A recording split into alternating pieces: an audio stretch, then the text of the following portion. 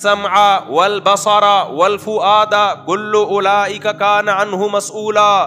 قرآن کہتے ہیں آنکھ ناک آنکھ کان اور دل کے بارے میں تم سے قیامت کے دن سوال ہوگا. جو لفظ زبان سے نکال رہے ہو نا بغیر تحقیق کے, ما یلفظ من قول الا لدیہ رقیب عتید, انسان ان الفاظ کا ذمہ دار ہے, ان الفاظ کے بارے میں آپ سے سوال ہوگا. اور خوب سمجھو, جب بھی کسی کی اسپیچ سنا کرو نا, اینالائز کرنا سیکھو اس کو, ایک دم نہ ایمان لے آیا کرو. آپ اس کی بات کے ٹکڑے کیا کرو کہ اس نے 4 قسم کے الزامات لگائے ہیں, ان چاروں الزامات پہ ہم الگ الگ دیکھو. ہمارے پاس جب کیس آتا ہے نا, ہم تو حکم تحکیم کا کام بھی کرتے ہیں نا بھائی, کاروباری جھگڑے آتے ہیں لوگوں کے, تو لوگ کہتے ہیں مفتی صاحب حل کرو. ایک تو ہوتا ہے فتویٰ لکھنا, فتویٰ اور چیز ہے, 2 پارٹیوں کے درمیان فیصلہ کرانا, بولو الگ. فتوے کا مطلب جو آپ سوال لکھ کے دیں گے اس کے حساب سے آپ کو جواب مل جائے گا. دوسرا سوال لکھ کے دے گا بالکل الٹا, اس کو جواب اسی کے حساب سے مل جائے گا. تو 2 الگ الگ فتوے چلے گئے کہ نہیں چلے گئے؟ لوگ کہتے ہیں مفتی صاحب اس کو یہ فتویٰ دیا, آپ نے اس کو الٹا فتویٰ دے رہے ہو. ہم کہیں گے بھائی جو اس نے سوال پوچھا اس کے حساب سے طلاق نہیں ہوئی, یہ کمبخت جو پوچھ رہا ہے اس کے حساب سے ہو گئی ہے. 2 الگ الگ فتوے جا رہے ہیں, سوال 2 الگ الگ آئے ہیں نا. ابے بھائی کیا کریں, کیسے سمجھائیں؟ لیکن جب تحکیم ہوتی ہے نا, تحکیم, 2 پارٹیاں آتی ہیں, پھر جو الزامات لگائے جاتے ہیں نا, تو آپ نے عدالتوں میں بھی دیکھا ہوگا جج ایک ایک الزام کو لکھتا ہے, ایک ایک الزام کو لکھتا ہے, اس کا تجزیہ کیا جاتا ہے پھر کہ کس الزام کی کتنی حیثیت ہے, اس میں آپ کے پاس گواہ ہیں یا نہیں ہے. تو جب بھی کسی کا کلپ سنا کریں, ایک میں مثال سے بات سمجھاتا ہوں. آپ کہیں گے مولوی صاحب کس ٹائپ کا بیان لے کے بیٹھ گئے ہیں, یہ ہمیں ضرورت ہے بھائی, پروپیگنڈے سے متاثر نہ ہوا کرو. جب بھی کوئی دعویٰ کرے اس کے اسٹائل پہ مت جاؤ, اس کے رونے دھونے پہ مت جاؤ, اس کے چیخنے چلانے پہ مت جاؤ, اس کے جذبات پہ مت جاؤ. بعض اسکالر بڑے جذباتی ہو کے بیان کر رہے ہیں, یہ ایسے ہے فلانا ایسے, لوگ کہتے ہیں وہ رونا شروع کر دیتے ہیں لوگ, یار یہ واقعی اتنا برا ہے یہ آدمی. او بھائی وہ جو دعوے کر رہا ہے دعوے برائے دعوے ہیں وہ. میں اکثر ایک واقعہ بیان کرتا ہوں, حضرت عمر کا دور حکومت تھا, کوئی جج تھے, ان کی عدالت میں ایک عورت آئی روتے ہوئے, اپنے شوہر پہ الزام لگا رہی تھی میرا شوہر ایسا ہے, میرا بہت رو رہی تھی. تو جو کمرہ عدالت میں لوگ بیٹھے ہوئے تھے انہوں نے جج سے کہا کہ جج صاحب یہ عورت بڑی مظلوم ہے, آپ اس کے حق میں فیصلہ کریں. تو انہوں نے کہا بھائی رونا مظلومیت کی دلیل نہیں ہے. جج تھے نا, ماہر تھے وہ, تو صبح شام بھگتتے رہتے. انہوں نے کہا اگر رونا مظلومیت کی دلیل ہوتا تو یوسف علیہ السلام کے بھائیوں نے کنویں میں یوسف علیہ السلام کو ڈالا اور خود الٹا روتے ہوئے آ رہے ہیں. رونا یوسف علیہ السلام کو چاہیے تھا, رو کون رہا ہے؟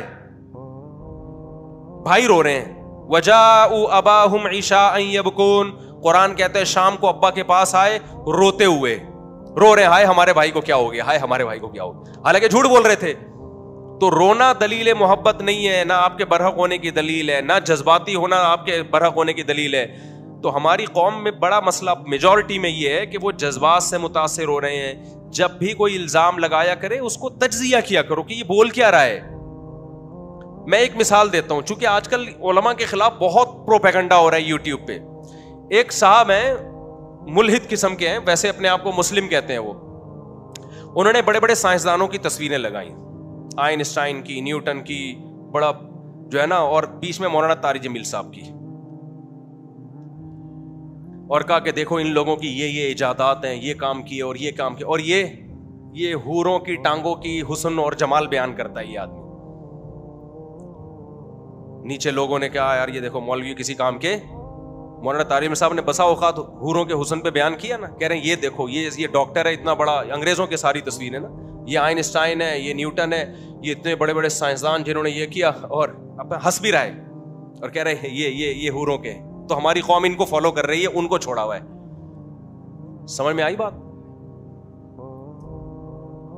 تو لوگ کہہ رہے ہیں وہاں بات تو صحیح ہے, یہ بات صحیح نہیں, وہ آپ کو الو بنا رہا تھا اور آپ الو بن گئے ہو. اس کو چاہیے تھا اپنی تصویر لگاتا مولانا طارق جمیل صاحب کی جگہ, اور پھر کہتا آئنسٹائن یہ کر کے گیا, نیوٹن یہ کر کے گیا, اور میں یہاں بیٹھ کے وہ کر رہا ہوں جس کو کراچی میں ایک لفظ کہتے ہیں لیکن وہ ممبر پہ استعمال کرنا جائز نہیں. سمجھ رہے؟ تو کون سا کوئی پازیٹیو کام کر رہا ہے؟ یہ بات کوئی سائنسدان کرتا ہے نا کہ میں یہ کر رہا ہوں میں یہ کر رہا ہوں, اور مولانا طارق جمیل صاحب حوروں کے فضائل سنا کے لوگوں کو بیوقوف بنا رہے, معاذ اللہ ان کی رائے میں. تو نے کون سا تیر, تو کیا چارٹرڈ اکاؤنٹنٹ بن گیا ہے, یا کوئی تو لیب میں تو نے کوئی پانی سے چلنے والی کوئی گاڑی ایجاد کر لی ہے تو نے؟ تو بھی تو کچھ بھی نہیں کر رہا. وہ حوروں کے فضائل بیان کر کے کم از کم زنا سے تو روک رہے ہیں نا لوگوں کو. تو آپ نے کیا تجزیہ کرنا ہے؟ ایسے فتنہ پرستوں سے ہوشیار رہیں, ان کو پروموٹ نہ کیا کریں. لوگ کہہ رہے ہیں, لوگوں نے ان سے پازیٹو کہا, واقعی یار یہ پروپیگنڈا ہے میڈیا کا. پہلی بات تو یہ کہ مولانا طارق جمیل صاحب کے 100 بیانات میں 2 بیان حوروں کے فضائل پر ہوں گے, 98 بیان حوروں کے فضائل پر نہیں ہے. 98 میں اخلاقیات سکھائی جا رہی ہیں جو اس یوٹیوبر کے پاس نہیں ہے, کہ کسی پہ طنز کیسے کیا جاتا ہے, کسی پہ اعتراض کیسے کیا جاتا ہے. ایک اخلاقیات کا شعبہ جو مولانا طارق جمیل صاحب نے شروع کیا تھا, جو مولویوں کا شعبہ ہے, وہ بھی آپ نے ختم کر دیا. اس سے سائنسدان تو پیدا نہیں ہوں گے, تھوڑی سی جو تمیز سوسائٹی میں باقی رہ گئی ہے وہ بھی مارکیٹ سے شارٹ ہو جائے گی. ہونا یہ چاہیے تھا کہ جب بھی کسی کا مقابلہ کسی سے کیا جاتا ہے تو جنس کا مقابلہ جنس سے کیا جاتا ہے. خوب سمجھ لو, جنس کا مقابلہ خلاف جنس سے کبھی نہیں کیا جاتا. مثال کے طور پر, یہ ڈاکٹر اس نے یہ میڈیسن ایجاد کی, یہ ڈاکٹر اس نے یہ میڈیسن ایجاد کی, اور یہ میکینک آج تک اس نے کوئی دوا ایجاد نہیں کی ہے. وہ میکینک کہے گا میرا مقابلہ میکینکوں سے کروا میرے بھائی, تو ڈاکٹروں سے مجھے کیوں بھڑوا رہا ہے؟ ابے کیا ہو گیا, تمہیں سمجھ میں آ رہی ہے بات کہ نہیں آ رہی ہے؟ تو مولانا طارق جمیل صاحب کا مقابلہ آپ کو نیوٹن آئنسٹائن سے کروانے کی ضرورت نہیں ہے. آپ مولانا طارق جمیل صاحب کی تصویر لگاتے اور ہندوؤں کے پنڈتوں کی تصویر لگواتے اور سکھوں کے جو بھی ان کے مذہبی رہنما ہوتے ہیں وہ لگاتے اور پادریوں کی تصویر لگاتے. پھر آپ کہتے ہیں یہ پادری یہ گائیڈ کر رہا ہے, یہ پنڈت یہ کہہ رہا ہے, اور مولانا طارق جمیل صاحب کا بیان سنو وہ کیا کہہ رہے ہیں. پھر ہم کہتے ہیں یہ جو آپ مقابلہ کر رہے ہو مذہبی لیڈروں کا, مذہبی, آپ مسلمانوں کے مذہبی لیڈر کو دیکھو, نہا دھو کے جمعے میں تیار ہو کے آتے ہیں, نہا دھو کے سفید کپڑے پگڑی, اور آپ ہندوؤں کے پنڈت کی تصویریں لگاؤ ساتھ میں, عیسائیوں کے پادریوں کی لگاؤ. خدا کی قسم جو گیٹ اپ علماء کا اور جو روحانیت اور چہرے پہ اطمینان ان کے نظر آئے گا, کسی کے مذہبی لیڈروں میں آپ کو وہ روحانیت نظر نہیں آئے گی. اور اگر آپ نے نیوٹن اور آئنسٹائن کا مقابلہ کروانا ہے تو اپنے یونیورسٹیوں کے پروفیسروں سے کرواؤ. لمس یونیورسٹی کے پروفیسر کی تصویر لگاؤ وہاں پہ, آپ کراچی یونیورسٹی کے پروفیسر کی تصویر لگاؤ وہاں پہ کہ یہ کیا کر رہے ہیں اور یہ کیا کر رہے ہیں. سارا نزلہ کس پہ اتارا جا رہا ہے؟ مولویوں پہ ٹھڑک پوری کی جا رہی ہے اپنی. مجھے بتایا وہاں اٹلی میں یا کہیں جرمنی میں کوئی پادری نے آنا تھا عیسائیوں کے, جس کے اٹلی میں ان کے پوپ آتے ہیں نا وہاں پہ. اب وہ عیسائی لوگ انتظار میں کھڑے ہوئے کہ ہمارے پوپ آئیں گے. ہمارے یہاں سے ایک عالم گئے, میں نام نہیں لینا چاہتا ہوں عالم کا, وہ شاید ناراض ہو جائیں. ان کا اتنا خوبصورت چہرہ, اتنی بڑی داڑھی ان کی, بڑے چہرے پہ ایک رونق. جب وہ اترے ہیں نا تو وہیں کے لوگوں نے مجھے بتایا اٹلی میں کہ عیسائی ان کو دیکھ کے حیران ہو گئے کہ یار یہ مسلمانوں کے مذہبی رہنما ہیں. یعنی وہ اپنے پادری کو چھوڑ کر کس کی طرف مائل ہو رہے ہیں؟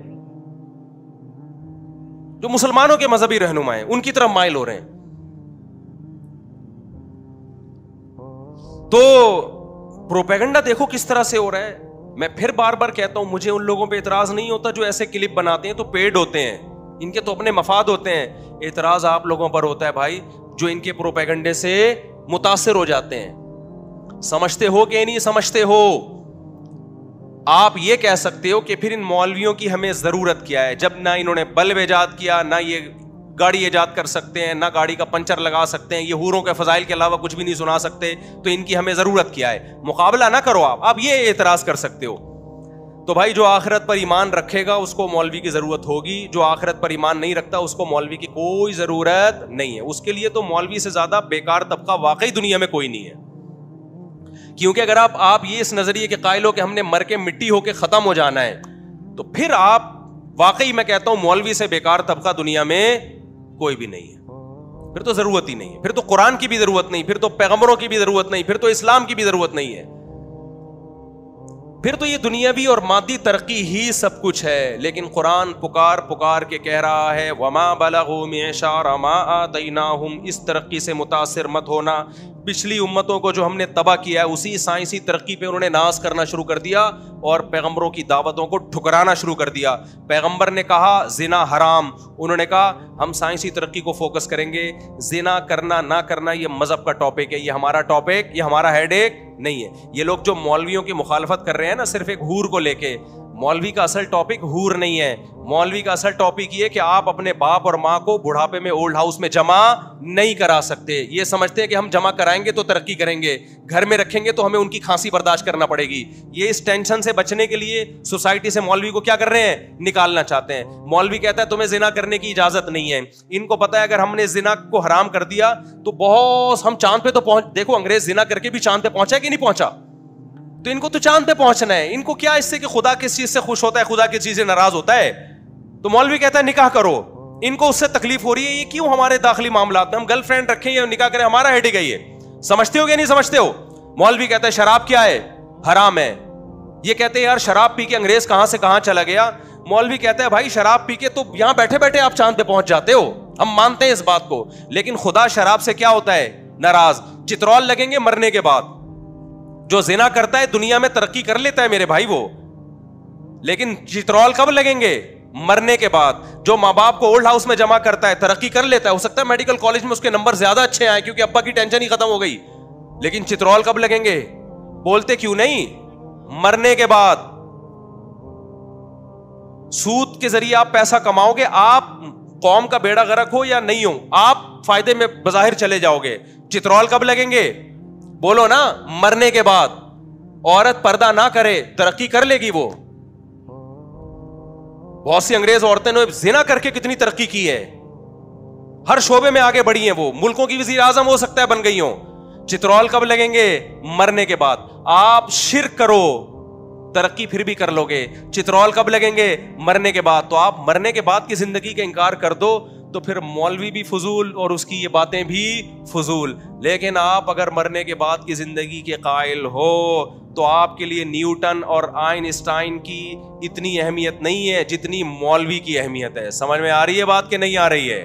تو آپ اپنا کانسیپٹ کلیئر کرو بھائی, موت کے بعد کی زندگی کو مانتے ہو یا نہیں مانتے. نہیں مانو منافقت چھوڑ دو. پھر یہ نہ بولا کرو میں مسلم ہوں لیکن میں ان مولویوں کو نہیں مانتا. او بھائی تو جھوٹ بول رہا ہے, تو سمجھتا ہے بات کو کہ نہیں سمجھتا. اور حوروں کا جہاں تک مسئلہ ہے, تم مذاق اڑاؤ حوروں کا, ہمیں تو چاہیے بھائی, تم اڑاؤ مذاق.